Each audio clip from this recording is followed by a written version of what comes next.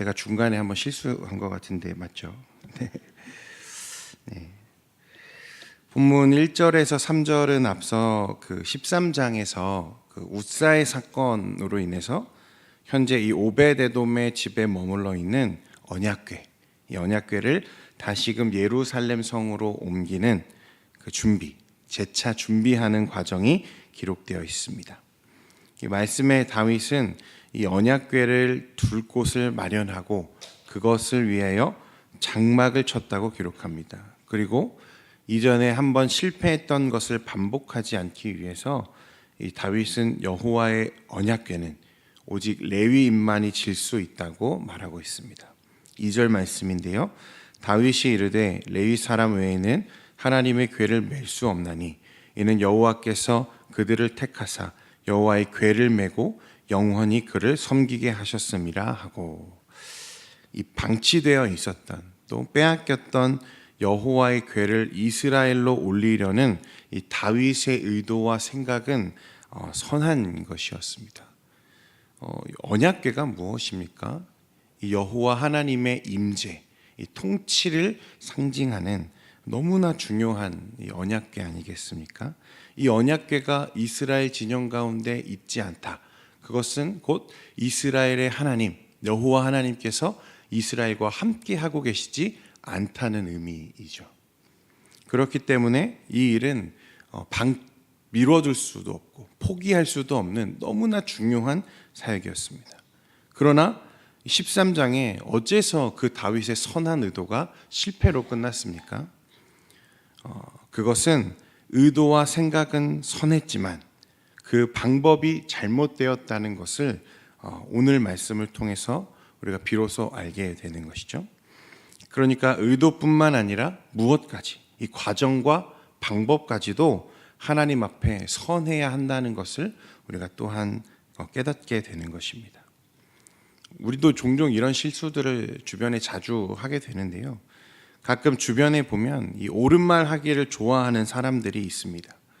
주변 사람들이나 또 공동체를 향해서 언제나 옳은말, 바른말 하기를 좋아하는 사람들이 있죠. 저도 그렇습니다. 그런데 보면 꼭 내가 옳은 말을 했다고 해서 그 결과까지 옳은가 놓고 보면 꼭 그렇지 않을 때가 많은 것 같아요. 나는 분명 선한 의도로 옳은 말을 한다고 생각했는데 그것으로 인해서 누군가는 상처를 받을 때도 있고 공동체의 분위기를 해할 때도 있습니다. 왜 그런가 보면 이 과정과 방법이 잘못되었다는 거예요. 일전에 제가 중등부 교사로 한동안 섬겼던, 봉사했던 적이 있는데요. 봉사하면서 항상 아쉬웠던 부분이 한 가지 있었어요. 그래서 한 번은 이제 교사회의 때 그 아쉬운 부분들을 이야기하고 더 나은 방향, 우리 이렇게 했으면 좋겠다. 이게 좀 잘 안 되는 것 같아요. 그러니까 앞으로는 이런 방법으로 좀 했으면 좋겠습니다. 저는 굉장히 좀 선한 의도로 좀 열심을 가지고 그렇게 건의를 한 건데 또 당시 분위기도 대부분 동의하는 분위기였어요. 제가 생각해도 틀린 말은 아니었거든요. 그런데 누가 그 말로 상처를 받았냐면 당시 총무로 섬겨오던 선생님이 상처를 받으시더라고요. 막 화를 내세요. 왜 그러냐, 왜 그런 거 나중에 좀 생각해 보니까 그동안 그 잘 안 된다고 제가 이야기했던, 지적했던 그 일이 선생님의 업무였거든요. 그러니까 그게 잘 안 된다고 말하는 게 마치 자신을 향해 비난하는 것처럼 들렸다는 거예요. 저는 그런 의도가 전혀 없었거든요. 그래서 당시에 굉장히 좀 곤란한 분위기, 좀 굉장히 우리가 갑분싸라고 하는데 갑자기 분위기가 가라앉는 그런 일들이 있었던 것을 기억이 나요. 이런 건 작은 예죠. 여러분들도 살면서 그런 경험들 숱하게 하지 않으십니까? 가정에서, 공동체에서 나는 정말 그런 의도가 아니었는데 때로는 그 선한 의도, 착한 좋은 말, 옳은 말 때문에 누군가가 상처를 받고 또 실족하게 되는 그런 경험들도 있지 않습니까?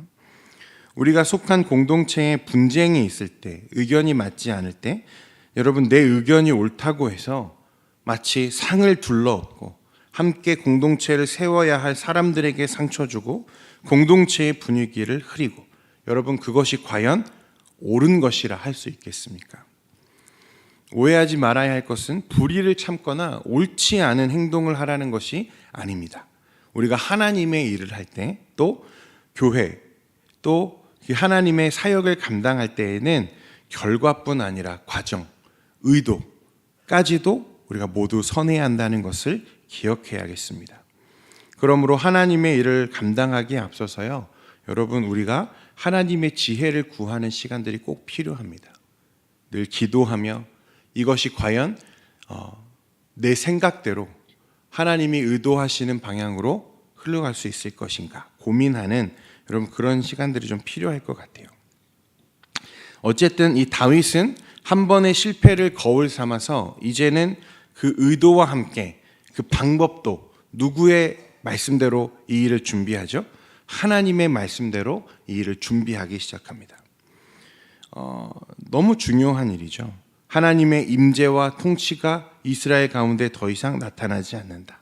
이 언약궤, 같은 실수를 반복하지 않기 위해서요, 오늘 말씀에 보면 이 다윗은 누구와 그 운반, 언약궤의 운반에 관련된 이 일을 상의하냐면 레위 지파 지도자들과 의논하며 세심한 주의와 신중한 책무를 당부하고 있는 것을 봅니다. 그런데 앞서서 13장에 보면 이 일을 누구와 상의했냐면요, 정치 지도자들, 자신의 신하들과 그 일을 상의했거든요. 그런데 이번에는 종교 지도자들, 레위 지파의 지도자들과 상의하는 것을 보게 됩니다. 오늘 본문 11절부터 13절 말씀까지 우리 한번 같이 읽겠습니다. 시작.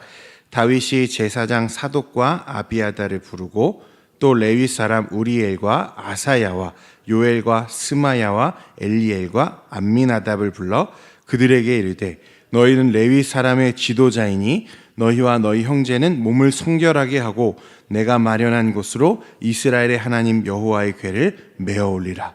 전에는 너희가 매지 아니하였으므로 우리 하나님 여호와께서 우리를 찢으셨으니 이는 우리가 규례대로 그에게 구하지 아니하였다. 너희가 매지 아니하였으므로. 그때에는 수레에 매어서 올렸죠. 13장에서.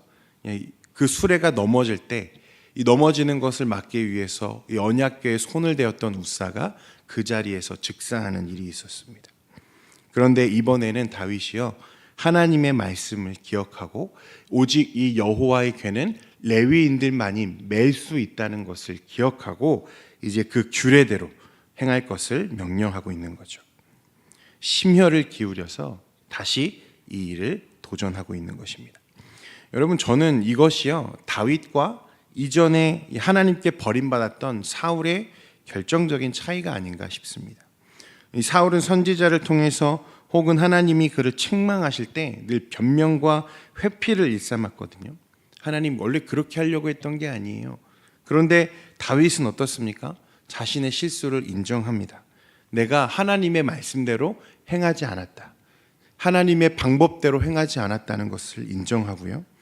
이제 자신의 실수를 인정함과 동시에 철저한 회개와 말씀에 대한 순종으로 그 실패를 만회하고 언약궤와 함께 예루살렘을 향한 이 순적한 행보를 다시 이어가고 있는 것입니다. 여러분, 우리는 실패할 수 있습니다. 실수할 수 있어요. 연약한 사람들이잖아요. 그러나 여러분, 실패했을지라도 또 혹 우리가 실수할지라도 하나님은 우리를 포기하지 않으십니다. 그러니 진실한 회개와 온전한 순종이 영적 회복과 도약의 기림을 우리가 잊어서는 안 될 것입니다. 실수한다고 해서 또 실패했다고 해서 여러분 그것으로 끝나는 게 아니고요. 돌아서야죠. 진정한 회개는요, 죄로부터 돌이켜서 하나님을 향하여 사는 것입니다. 이전에 짓던, 이전에 했던 우리의 실수들을 반복하지 않고 돌이켜서 이제 하나님이 원하시는 삶으로 살아가는 것. 다윗은 실패했으나 머물러 있지 않고 돌이켜서 하나님의 방법대로 살기 위한, 말씀대로 순종하기 위한 다시금 노력을 정비하고 있는 것을 우리가 보죠. 오늘 이 말씀을 통해서 우리도 우리의 삶을 점검해 보기 원합니다. 여전히 우리 삶에 반복되어지는, 여전히 해결되지 못한 죄의 습관과 죄의 습성들이 남아있지는 않은지 점검하고, 오늘 이 말씀의 다윗처럼 실패했으나 포기하지 않고 하나님의 말씀대로 살기를 다짐하고 일어서는 다윗처럼 오늘 하루도 하나님과 이 하나님의 말씀에 순종함으로 살아가시는 여러분 되시기를 축원드립니다. 이 마지막으로요, 다윗이 이 언약궤가 예루살렘에 입성하기 시작합니다. 그 행진을 따르며 춤을 추며 기뻐하는데 그 장면을 목격했던 이 미갈이 마음의 그를 업신여겼다, 이렇게 말씀을 기록합니다. 29절인데요. 같이 한번 보겠습니다. 시작. 여호와의 언약궤가 다윗 성으로 들어올 때에 창으로 내다보다가 다윗 왕이 춤추며 뛰노는 것을 보고 그 마음에 업신여겼다. 언약궤가 예루살렘에 돌아왔다는 것. 여러분, 그 의미는 진정한 하나님의 통치, 하나님의 다스림, 은혜의 예배가 온전하게 회복되었다는 것을 의미합니다. 그런데 미갈은 이것을 업신여김으로 그 은혜의 자리에서 자신을 스스로 소외시켜 버리죠. 이 저명한 신학자 이 존 스토트가요, 교회의 우선적인 책임이 전도가 아니라 예배라고 했습니다. 이게 무슨 말이냐면 여러분, 전도는 중요한 게 아니다, 그런 의미가 아니고요. 전도와 예배 두 가지 다 교회의 본질적인 사역입니다. 그렇죠? 그러나 만약 둘 중에 무엇이 더 중요하냐, 무엇이 더 우선되는 교회의 사역이냐라고 말한다면 그것은 전도보다는 무엇이 더 우선이라는 거예요? 예배라는 거예요.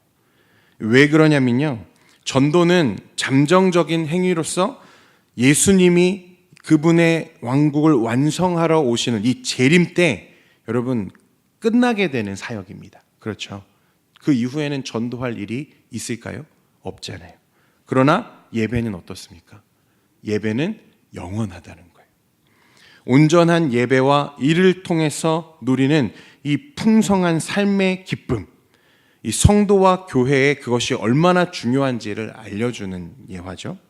오늘 언약궤 앞에서 뛰어노는 이 춤추는 다윗처럼 예배하는 삶을 살며 기쁨으로 그 삶을 채우는 것이 우리에게 얼마나 중요한지를 보여주는 거예요. 그런데 미갈은 그것을 보면서 업신여겼어요. 채통이 없다고.